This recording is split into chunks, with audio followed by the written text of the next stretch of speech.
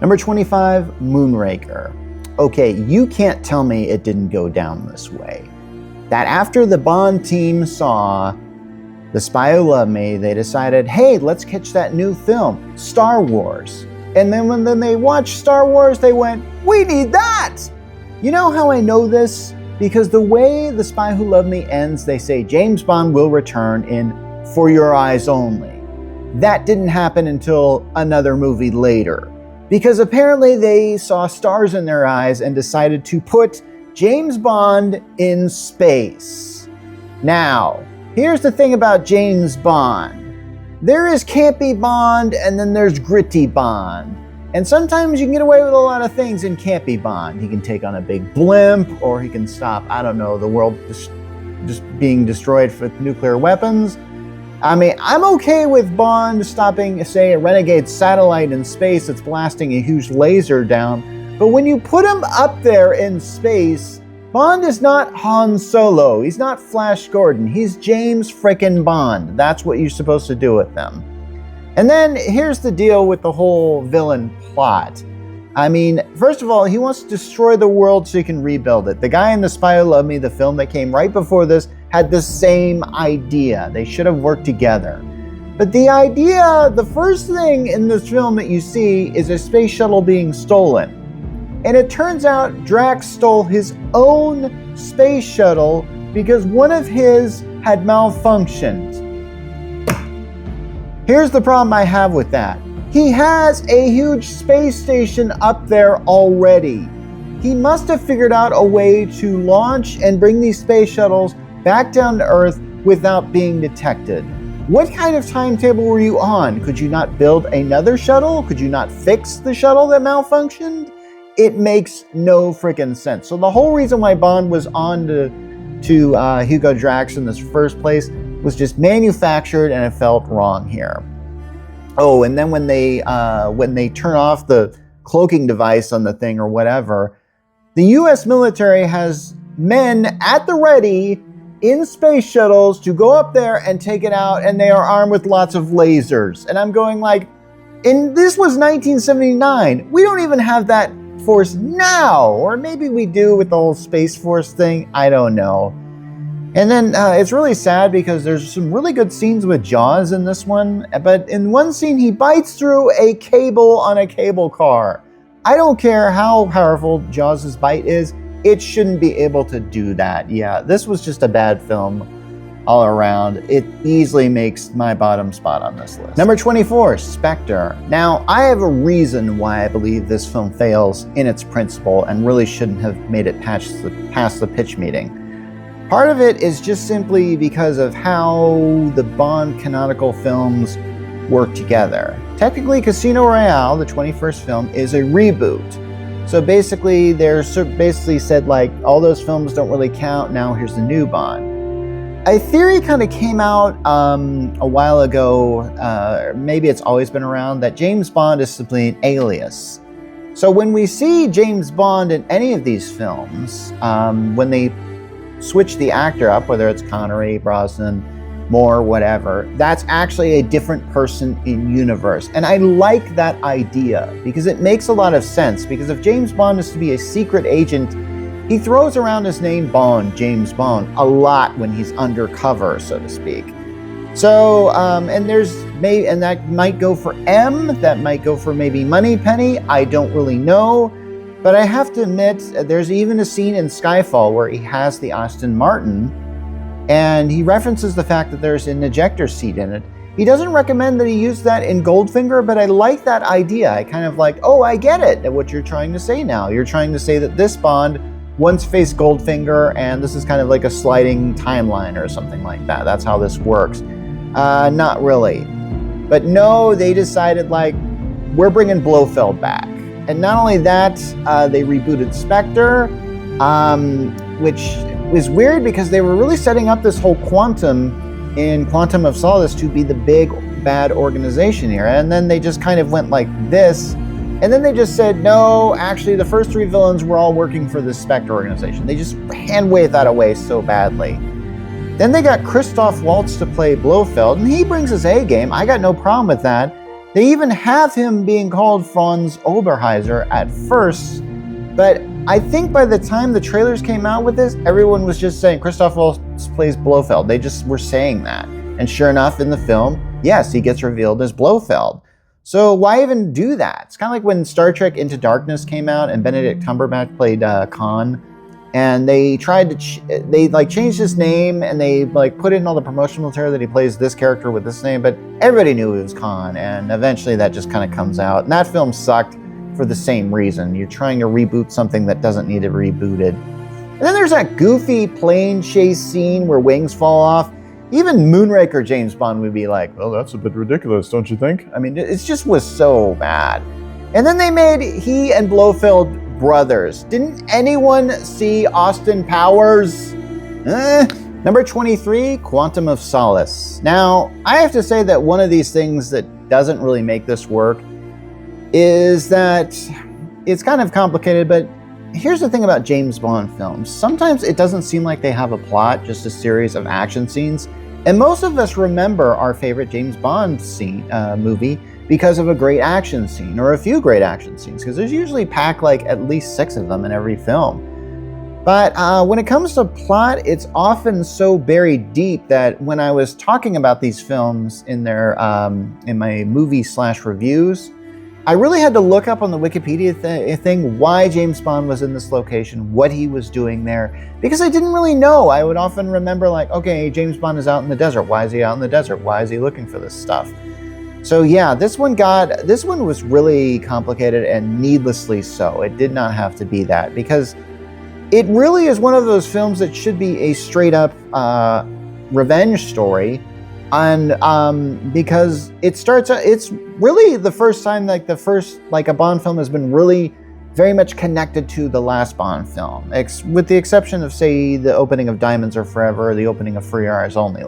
There is a definite connection there. Bond is upset over the death of Vesper Lynd, so he's trying to find out, okay, who did that? The problem is he kind of did that at the end of Casino Royale. He finds the mysterious Mr. White, and he introduces himself, and you think oh, he's going to just kill him now. But no, you actually see him take Mr. White to M. And then Mr. White tells him the Quantum is in charge of everything. They're a secret organization. And then it gets, and then it just kind of gets I don't think they even really expose Quantum by the end of this film, or any film. That's kind of the worst part of that, is it's just such a big loose thread. And then he has to go to Bolivia, and I really had to figure out, okay, why is he in Bolivia now? And it's this is the questions that you ask yourself when you're watching these films on a second time. But for the most part, when you watch a film, you just kind of go with it. Hey, Bond's going to this thing. This also deals with Bond going rogue, and this happened a lot in the Craig era, and it really shouldn't have. And the first time it happened was, I'll get to that film later. I think the thing that I really don't like about this thing is it's done with a weird editing style that's trying to imitate Bourne a bit too much, the Jason Bourne series. A lot of shaky cam, it looks gritty and stuff like that, and it's really gritty sometimes. I mean, we got to see a character named Strawberry Fields get just suffocated in oil just so you can make an homage to Goldfinger, and I'm going okay, that's cold, brah. You just don't do that. And Renee Mathis gets put in a dumpster. Yeah, this film is very dismal in its thing like that. And it doesn't really work for it because it is just so dark sometimes. Number 22, Live and Let Die. The reason why I'm rating this one so low is because the way it treats race in this film is kind of problematic. And this isn't my first take on this. I tried to do it where I was talking about this thing, and then you get into kind of issues that are kind of, let's just put it this way. Moonraker, that Bond film, stole from Star Wars. This film seems to steal more from, say, blaxploitation films. I don't really know much about that kind of movement of films. I don't feel sufficient enough to judge it because, well, I'm white, and I wasn't around at the time when these things were popular. I didn't really know how this kind of shows. It's just the way this film comes off now feels like it's one of those times where you look at it and you go yeah, they could never make this now, sort of thing. And I kind of have to say that there are some things here that I just think are extremely problematic. I discussed this when my summary of this film that the main villain is, I think he's like an ambassador to a country that doesn't exist. They had to make up this country, and then that's fine. I actually prefer that rather than, say, using a real country like how Bolivia was used in Quantum of Solace. And they just kind of like, so they show this guy, I think he's like an ambassador or something like that. But he's also a owner of a lot of restaurants known as Mr. Big, and I think he's like wearing like a mask or something this whole time. So he's pulling double duty here. And I think his main goal is to sell heroin at his restaurants. I actually think that is the main goal of this villain. He's not someone like Goldfinger that wants to take over the economy or something like that, or bring it, or like Spectre who just wants to do bad for the sake of doing bad, because let's face it, that's what Spectre did. He's just kind of like that. There's a figure in this thing called Baron Samedi, and that is something from Voodoo. And in here they show that the people that work for Baron, and Mr. Big / the main villain, are basically, they're part of a giant voodoo cult, is what they are. And he uses fear to keep them in line so they tend as poppies. I gotta admit, it's an interesting idea to use a cult leader for a villain. I think that's a great idea, but it just comes across as kind of like, not really certain what they were going with. I mean, it has a mystical angle, but Bond doesn't need that mystical angle, especially with the tarot card reader with Jane Seymour's character, Solitaire. Again, pretty bad name. So yeah, I just have to say this film doesn't really work all that well, and has some good action scenes. J.W. Pepper sucks, okay? I really don't like J.W. Pepper. Number 21, You Only Live Twice. Now, this film I had to rate so low because, like Live and Let Die, it did not age well. Part of it is because, yeah, okay, I've already spoiled this thing on my summary, so who cares? Sean Connery has to go in full yellow face. In other words, I think there's a scene where they actually make him Japanese, like they put a lot of makeup on him. There is absolutely no reason for them to do this within the thing. Here's the thing. He has to join I don't know, convent of ninjas. I know that's not the right word, but I don't really know what a group of ninjas are called. But essentially, he has to go in this thing. This is one of those films in which a lot is happening and just too much is happening. This is a very epic Bond film, and I have to say some of the epic elements are really pretty impressive. But I have to say, like, he not only does he have to join this group of ninjas, he has to marry a woman who I think he's told from the get-go has a face of a pig, but I've seen her. She doesn't look unattractive. I don't know why this was even brought up.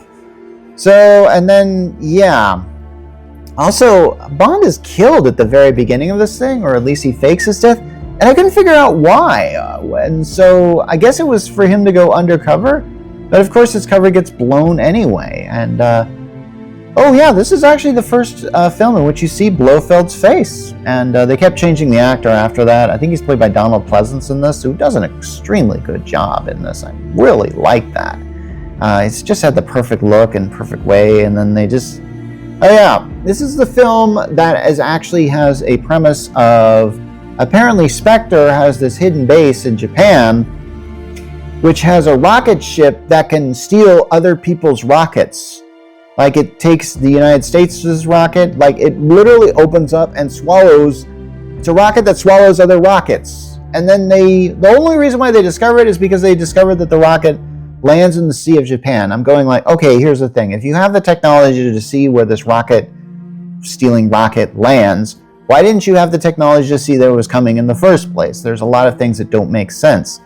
For example, Blofeld's plan is apparently to steal rockets from the United States and Russia so he can start the Third World War. Why does he want to start the Third World War? Doesn't he think that's not going to affect him or something like that?